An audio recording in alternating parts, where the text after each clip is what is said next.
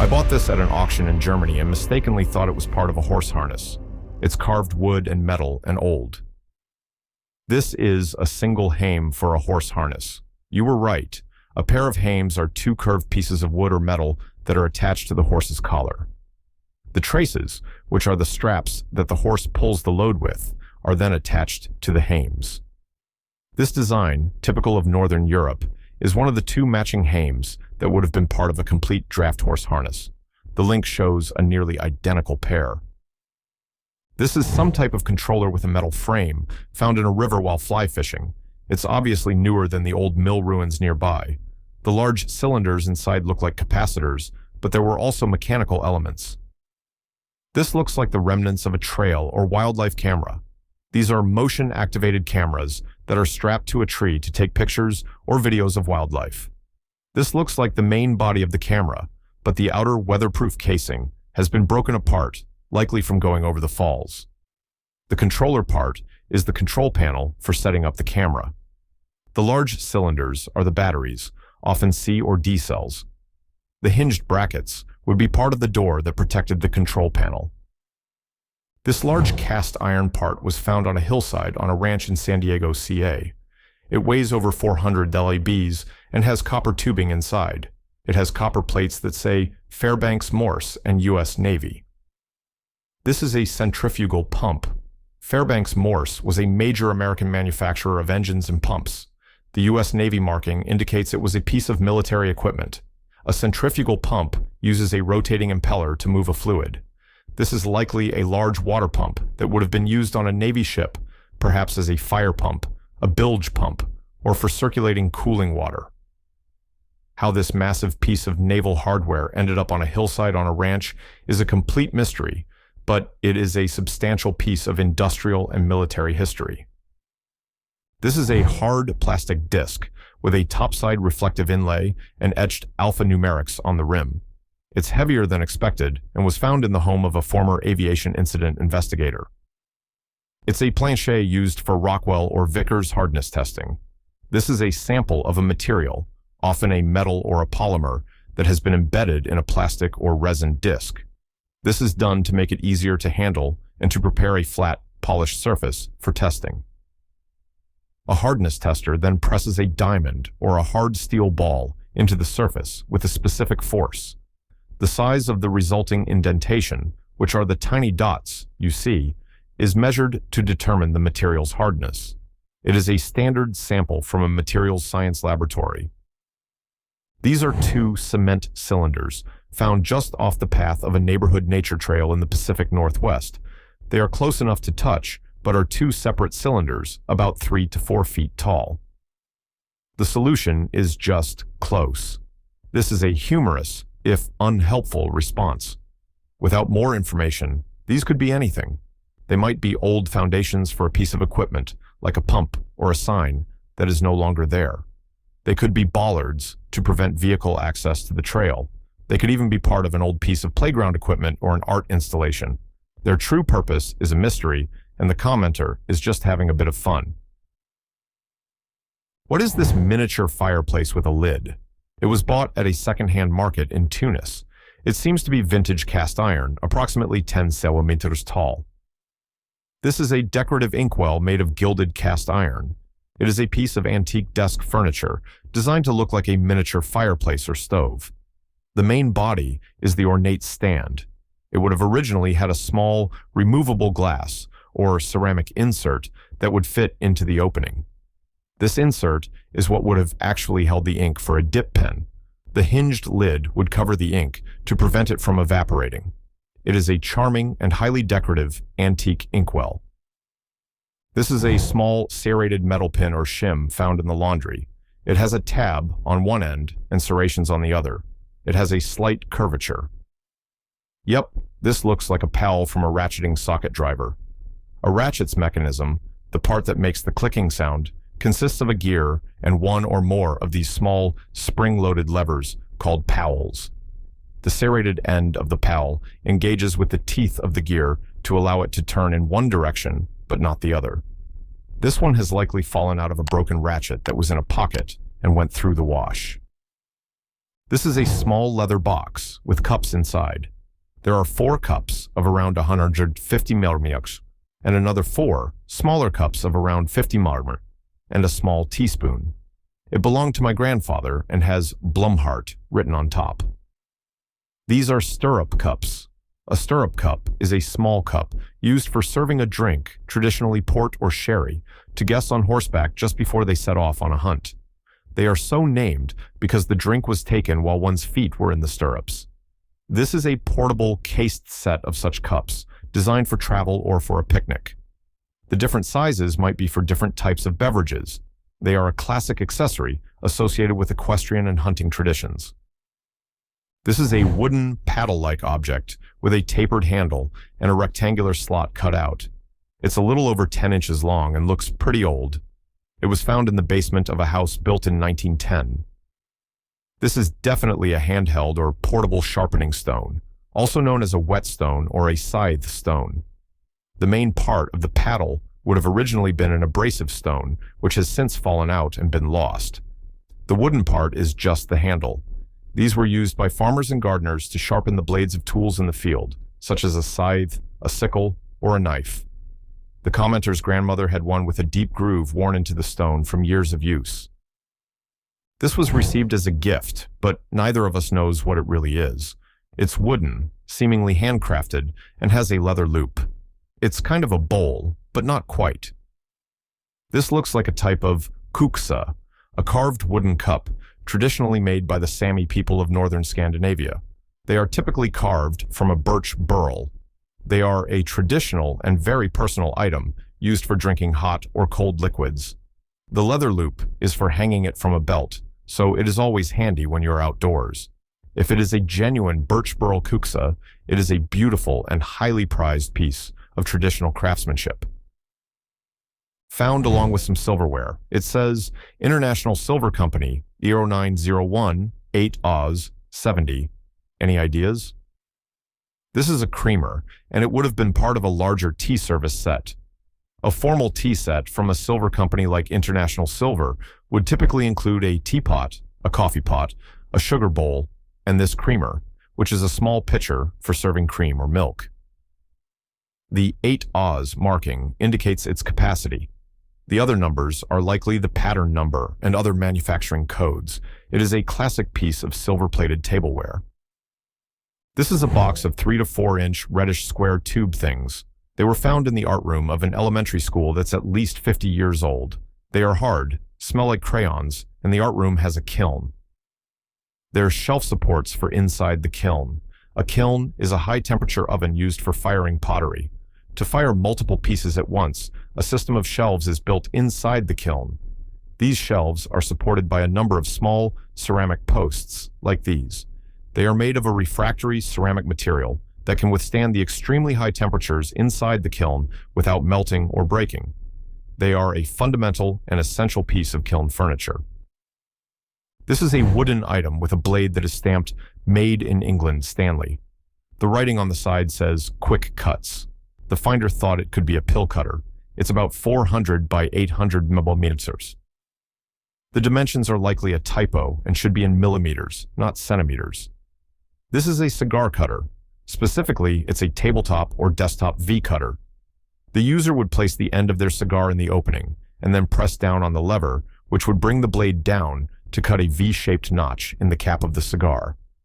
Stanley, while famous for their utility knives and tools, also produced other cutting implements. This is a classic piece of vintage tabacchiana. What is this brittle piece of rubber? It's plain on one side and has a hexagonal pattern on the other. This is the second one I've found on the floor of my house. Could it be the inside of a dog toy? My dog destroys all her toys, and I'm always finding weird pieces of things around the house.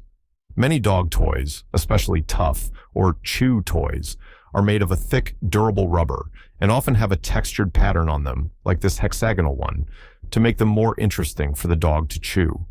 This is likely a fragment from a dog toy that has been successfully dissected by the finder's canine companion. This is a gray rubber silicone seal plug found in the boot of a Toyota Corolla 2004. It's approx 2 to 2.5 centimeters wide. It doesn't seem to be related to the car. This is an electrical plug cover for the fuel pump assembly, but it's for transit of the part, not for the car itself. When a new fuel pump assembly is manufactured, this rubber plug is placed over the electrical connector to protect it from dirt and damage during shipping and before it is installed in a vehicle. A mechanic who recently replaced the fuel pump in the Corolla likely just tossed this small, disposable protective cover into the trunk, the boot, and forgot about it. This is a small, round, white plastic thing that I found on my kitchen countertop after fixing my espresso machine. I am worried that this piece belongs to it. If it's a Rancilio Silvia V3 espresso machine, it looks like it could be part of assembly 19. This is likely a small, internal plastic component, perhaps a spacer, a bushing, or part of a valve from within the machine's complex plumbing or group head assembly. The exploded parts diagram for the machine would be the best way to confirm its exact identity and location. It's a very specific part from a very specific and popular model of high-end espresso machine. This is a gunmetal Chashawsh brass clamp found in an engineer's toolbox. What is it? This is a version of a clamp, but its specific purpose is hard to determine without more context. The link provided shows a variety of different clamps, and this one has a similar mechanical action. It could be a toolmaker's clamp, a small C-clamp, or a specialized holding fixture from a larger piece of equipment. Its robust construction and the materials used suggest it is a tool for precision work in a machine shop or an engineering lab. This is a metal tab with a threaded hole on the bottom and a spring attached. It's just under 2 inches long and was found on top of a gas pump. This is a strut channel spring nut, also known as a uni-strut nut. Strut channel is a standardized metal channel used in construction and industrial settings for mounting pipes, conduit, and equipment. This special nut is designed to be inserted into the channel. The spring holds the nut in place, allowing you to then insert a bolt through your fixture and thread it into the nut, securing the fixture to the channel. It is a very common and versatile piece of industrial hardware. This is a buried, flat-topped metal tank with a metal pipe near the foundation. The finder wonders if it's a heating oil tank. Could it be an old water collection setup? While it could be an old heating oil tank, another possibility is that it is a cistern or a holding tank for a rainwater collection system. Rainwater from the roof's downspouts would have been directed into this underground tank for storage. This water could then have been used for gardening or other non-potable uses. Without knowing more about the history of the house, it's hard to be certain, but a cistern is a plausible alternative to an oil tank. I found this in my yard. It's soft rubber. I thought it might have come off one of my corded power tools, but I don't remember ever seeing this. Solved. Thanks, everyone. The finder looked for anything in their garage that might have held a pencil and that they had used within the last week or so. This small, soft rubber piece is a pencil holder, likely from a piece of workshop equipment like a tool belt, a workbench, or a large stationary tool. It provides a convenient place to keep a carpenter's pencil handy while working. It is a simple but useful organizational feature that had become detached. This looks and feels like a brass cowbell, except there is no clapper. Instead, it has those weird parts at the bottom. The pointed-at thing in the photo spins. This is a dispenser for matches or cigarettes. The main bell-shaped part is the hopper that would be filled with matches or cigarettes. The roller at the bottom is the dispensing mechanism. When you spin the roller, a groove in it would pick up a single match or cigarette from the hopper and drop it out of the bottom. The commenter notes that to load it, you would pull the roller out, fill the hopper, and then replace the roller. It is a clever, mechanical, tabletop dispenser. This is a metal thing attached to a tree branch. It can be stretched like a spring, but not very far. What is it? It might be a bird or wildlife feeder. Specifically, it looks like a type of sweat feeder or a feeder for whole peanuts. The spring-like coiled metal design would hold the food. A bird, like a woodpecker, or an animal, like a squirrel, would have to pull at the food to get it out between the coils. The spring action might also make it a fun and challenging puzzle for the animal. You would pull the coils apart to stuff the food inside. This is a green, heavy canister found in the attic of an old house in Finland. along with some old bullets. What is this? And more importantly, what do I do with it? This reminds the commenter of an early military smoke grenade or a smoke candle. These are pyrotechnic devices used by the military to create a thick cloud of smoke for signaling or for providing concealment. Given that it was found with old bullets and its military-like appearance, it should be treated as potentially dangerous unexploded ordnance, UXO. The correct and only safe course of action is to not touch it, leave it where it is, and immediately contact the local police or a bomb disposal unit to have it professionally and safely identified and removed. These small objects may be stylus replacements, but we have no stylie. They are about 1.5 inches long with a black point at one end and a white point at the other. I think the white part comes off and goes into a hearing aid. The black part is for removing the part you are replacing. This is a tool for changing the wax guard on a hearing aid. The wax guard is a tiny, replaceable filter that prevents earwax from getting into the sensitive electronic components of the hearing aid. One end of this tool has a small hook or screw for removing the old, clogged wax guard. The other end holds a new, clean wax guard, which you then use the tool to insert into the hearing aid. This is a stainless steel utensil with a face and a scraper of some sort. It was found in my grandparents' utensil drawer. It has a smiley face cut out and what looks like a peeler on one side. This is a corn scraper, specifically a copy of the Kuhn Recon original corn zipper. It is a kitchen gadget used to remove kernels from a cooked or raw cob of corn. The sharp, toothed blades are pulled down the length of the corn cob, and they neatly zip off several rows of kernels at once. The smiley face is just a fun, decorative element. The demonstration video shows it in action. It's a much faster and cleaner way to get corn off the cob than using a knife. What is this metal-pronged clamp tool? It clamps to a table and has an adjusting pronged tip. It was in my grandpa's tools. This is an apple peeler, corer, and slicer.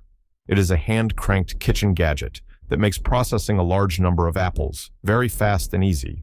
You would stick an apple onto the three-pronged fork. As you turn the crank, the apple rotates and is moved past a peeling blade, a coring tube, and a slicing blade, all at the same time. In one continuous motion, it peels the apple, removes the core, and cuts it into a perfect spiral slice. The clamp is for securing it to a table. These are small, light plastic pieces that lock together. They were found in a kitchen cabinet. They look like spacers of some sort. These are spacers for something called a spicy shelf. A spicy shelf is an adjustable U-shaped, tiered organizer for a spice cabinet. These small plastic pieces are the legs or spacers that are used to adjust the height and the width of the shelf to make it fit perfectly inside your specific cabinet. The commenter has one and recognizes these as being from the older version of the product. They are a specific part of a popular, as seen on TV, kitchen organization gadget. This is a metal shape hanging from a line maybe 2 feet long in Seattle. The finder assumed it was supposed to separate or otherwise manage lines. A communications cable worker explains that this is not a power line, but a communications cable, and that this object is not any kind of standard hardware. It is something else that got picked up by the wind or was thrown up onto the wires and became entangled. It is simply a piece of debris that has gotten snagged on the overhead communication lines. The commenter advises calling the local phone company to have it safely removed if it looks like it could fall and cause damage. This is a piece of metal found in my tire, 4 inches by 1 inch. An adult male finger is shown for scale. This could be from the step treads of a semi-truck.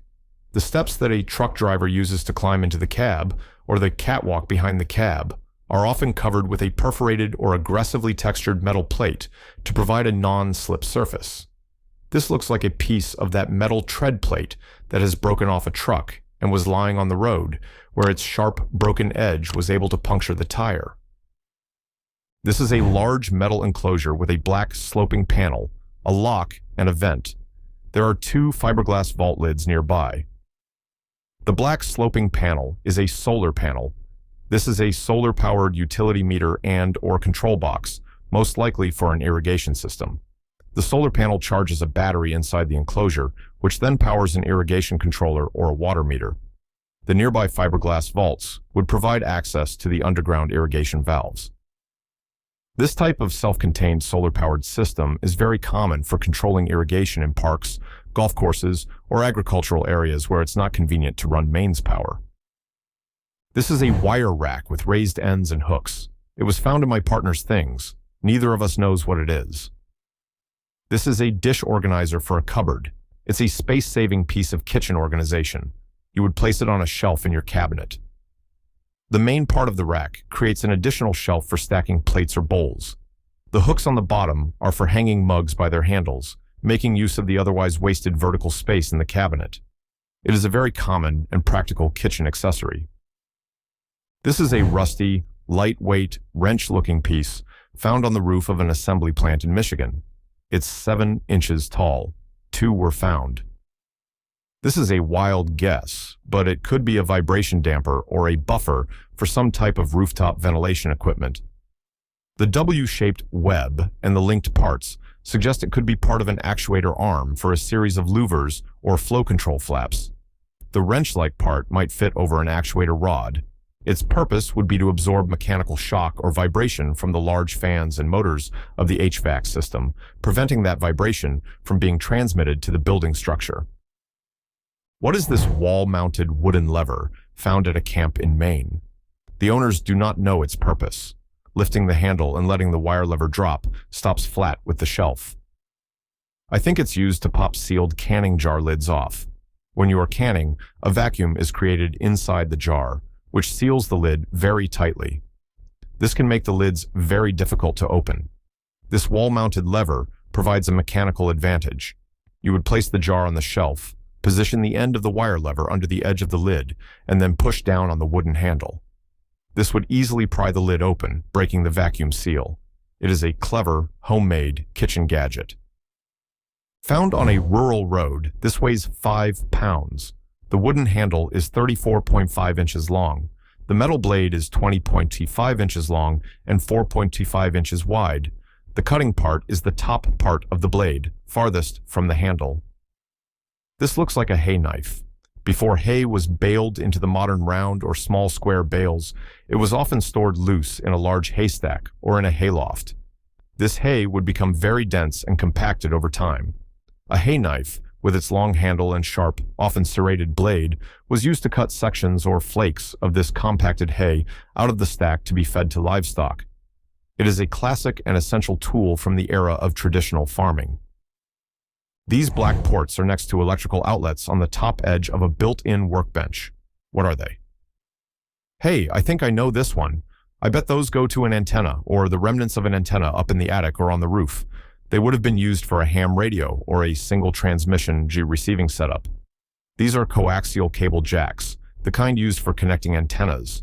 A previous owner of the house was likely an amateur radio ham operator and had this workbench set up as their radio shack. These jacks would have allowed them to conveniently connect their radio equipment to antennas mounted outside. This is a concrete chunk with a metal center found in the yard. The metal looks silver and doesn't seem hollow. It's near the driveway, a few yards behind our mailbox. It's a survey monument. It is not necessarily a boundary marker, but it is a permanent survey point. Surveyors place these monuments, which consist of a metal rod or a disc set in concrete, at specific locations with precisely known coordinates. They are used as reference points for creating property surveys, for construction layout, and for mapping. As the commenter notes, it is often illegal to remove or disturb these markers, as they are a critical part of the legal and physical land record. This is a thin, small, lightweight, black metal, boomerang-shaped object found on the sidewalk. A coin is shown for scale. It goes in a knee brace. This is a flexible metal stabilizer from a soft, sleeve-style knee brace. These braces, used for minor sprains or to provide support, often have pockets on the sides into which these shaped metal or plastic stays are inserted. They provide some medial and lateral, side-to-side stability to the knee joint without the bulk of a full hinged brace. This one has likely fallen out of a hole in an old knee brace. What was the weirdest object for you? Let me know in the comments and share this to test your friends. If you love uncovering these mysteries, hit like and subscribe. Your support helps us find more curious explorers like you. Stay curious.